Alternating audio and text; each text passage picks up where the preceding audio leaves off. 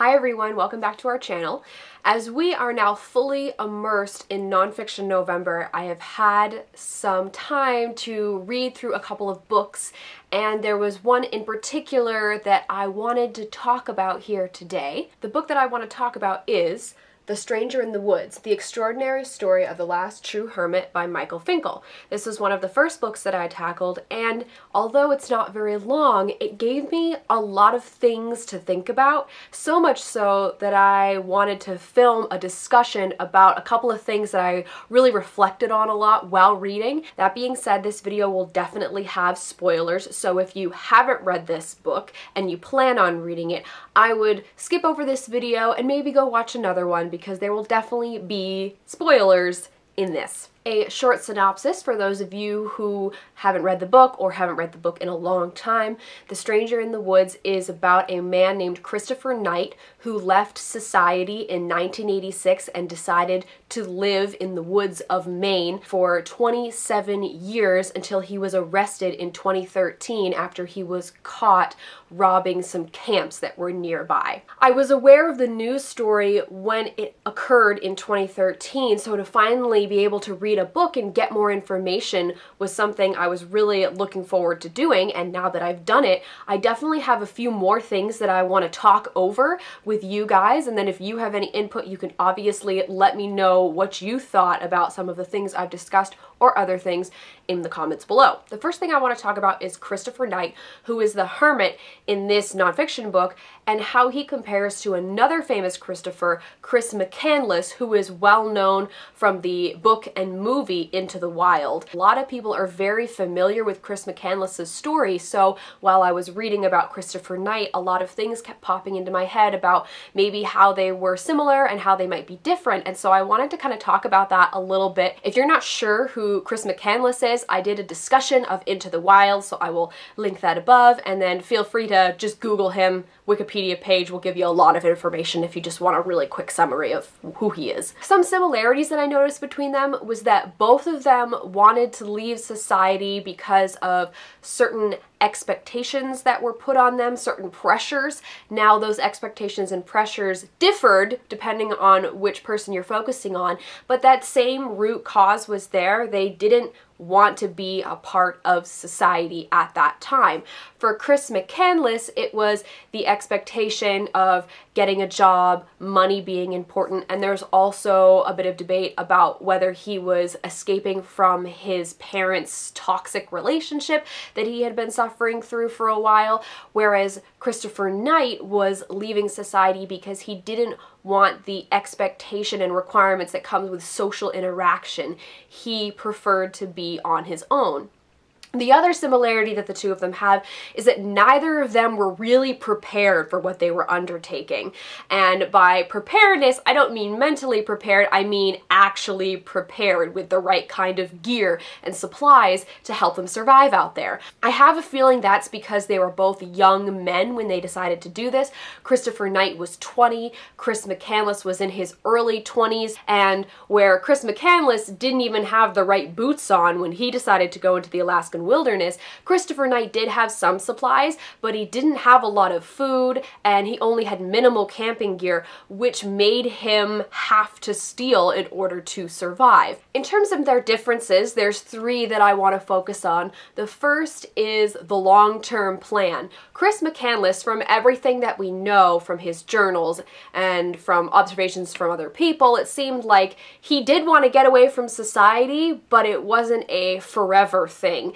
From what we understand from his journals, it seemed like he did want to come home at some point, though he never got the chance to. However, when we look at Christopher Knight, he was ready to live in those woods until his death. He did not want to come back, and so that's a pretty stark difference between the two of them. Another difference is that Chris McCandless logged everything. He had a journal and he took photographs, and so he wanted to document his experience, and oftentimes people document experiences because they want to share them with others eventually. So that sort of, to me, says that McCandless did want to come back into society at some point, whereas Christopher Knight never kept a journal and never took any pictures, which says to me that he didn't want to document and share his experience because he had no desire to do so. He wanted to live out in the woods for the rest of his life. Finally, the third thing that I want to mention, which is more just sort of a funny little anecdote that I noticed and brought me a little bit of joy, was that Chris McCandless really idolized Henry David Thoreau, who's the author of Walden, and I really despise Walden. I really don't like Henry David Thoreau. And then to have Christopher Knight in The Stranger in the Woods say he strongly disliked Henry David Thoreau, he found him to be a dilettante, that made me laugh. The second thing I want to talk about is how someone like myself or anyone else living in normal society might read this book and think, oh my god, if I ever did what Christopher Knight did, I would go crazy, because he just lived on his own. He only had 2 minimal interactions with people in the 27 years that he lived out there. And so most people, that would drive them crazy. So I wanted to talk a little bit about the difference between solitude and solitary confinement. When Christopher Knight went into the woods, he wanted solitude because he didn't want to have any direct interaction with other people. The easiest way to categorize Knight is to call him a hermit, but he really wasn't. He just wanted to go out into the woods because that's what he wanted. It was the easiest way for him to get away from people. And he wanted that. It was his choice. And the other thing to note is that while he was out there, he did steal a radio and a small television, and he read a lot of books. So although he didn't want that direct interaction with people, he was still connected to society. He was still hearing people's voices on the radio and watching things on the television. And so when he was arrested, he was aware of who the president was, and he was aware that 9/11 had happened. So he wasn't completely cut off. He was just existing in his comfort zone with how much he wanted to hear from outside society. So that's probably why he didn't go crazy, because he was not completely cut off sitting in his little campsite bubble.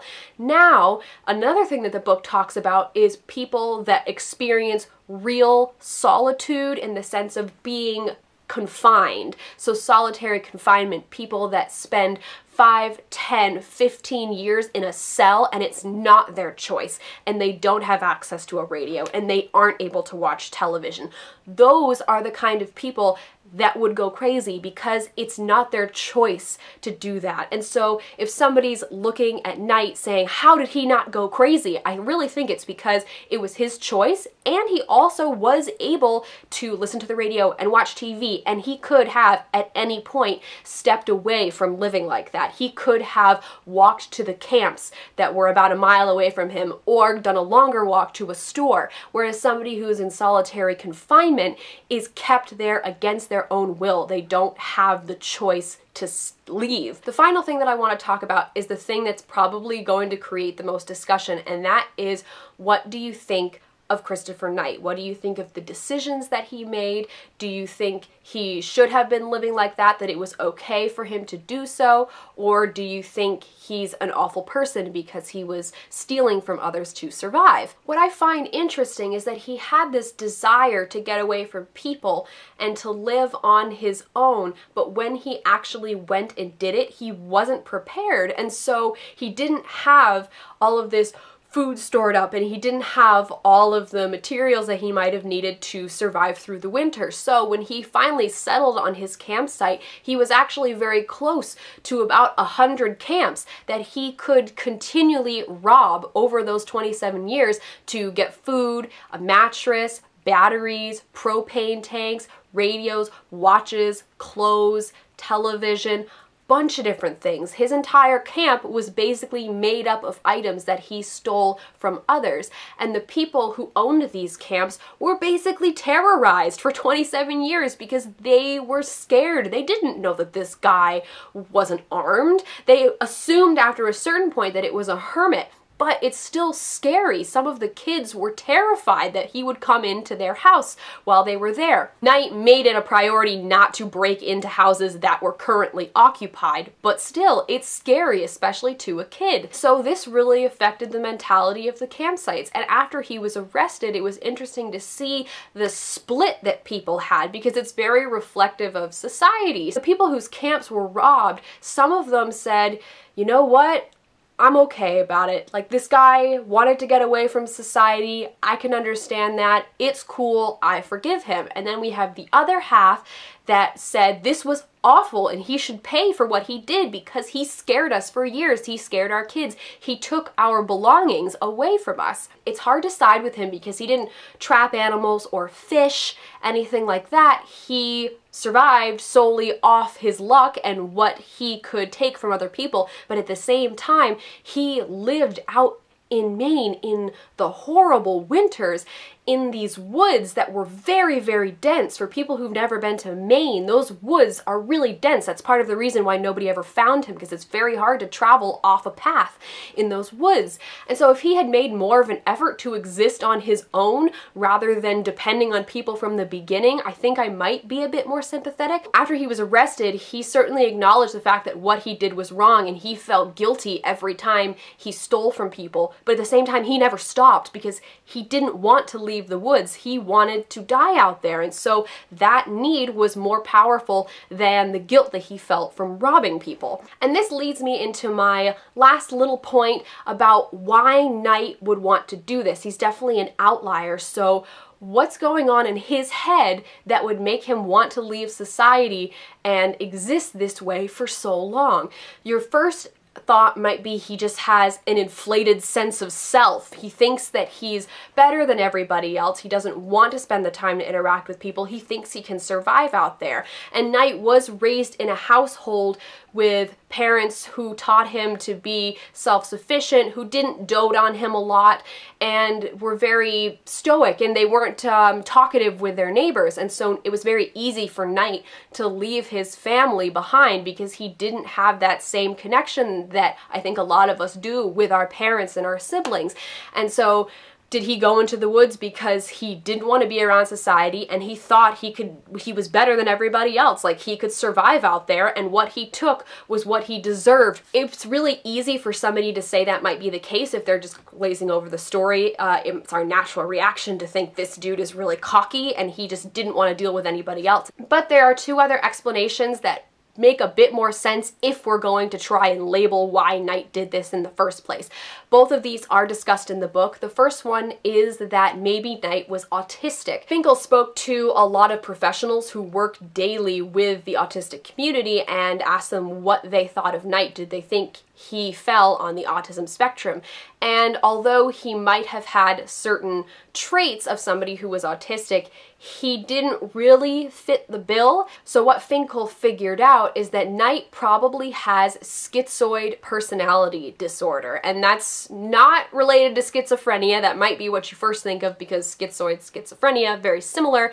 But what schizoid personality disorder is it's somebody who doesn't want to make relationships with people. They like to be solitary. And that's very shocking to us because I think humans have developed over time to want to be together and to have that fabric of society, have people you can depend on and connect with. But then we have these people who have schizoid personality disorder. They're the outliers. They prefer to be solitary. They don't want to make relationships. People who have autism want to have relationships with people and want to have that connection, but they don't know how. Whereas someone with schizoid personality disorder just doesn't want to bother with it at all. To me, that makes the most sense as to why, but that's if we even want to bother labeling why he did it in the first place. People have different drives, different wants. Everybody is a little bit different. And in this case, Knight's is just very different in the societal expectations about what we expect somebody to do and how they're supposed to live their lives. And so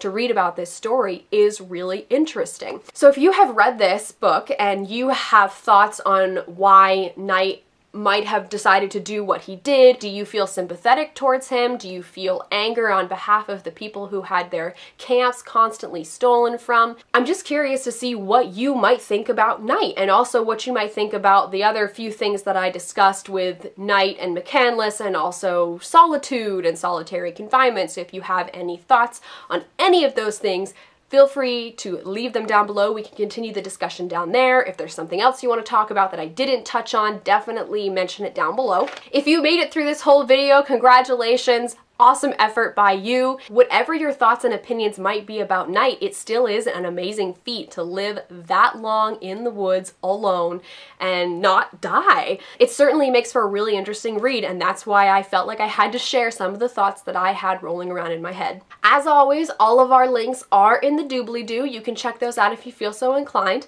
Thank you guys very much for watching, and I'll see you later.